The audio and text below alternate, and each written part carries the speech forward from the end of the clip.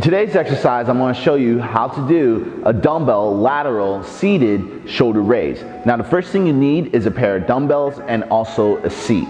Now, when performing this exercise, it activates the side part of the delts, okay? So the first thing you want to do is when performing this exercise, when you're coming up, make sure you have a slight bend in the elbows.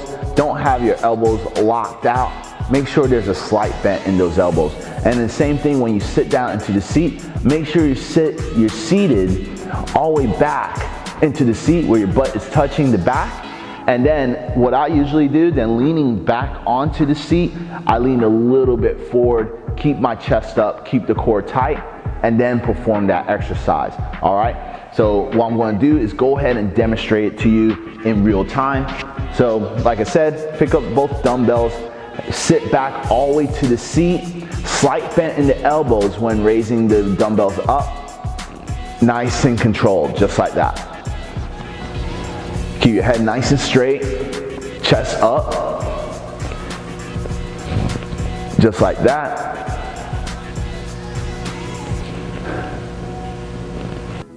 This is how you do a dumbbell lateral seated shoulder raise.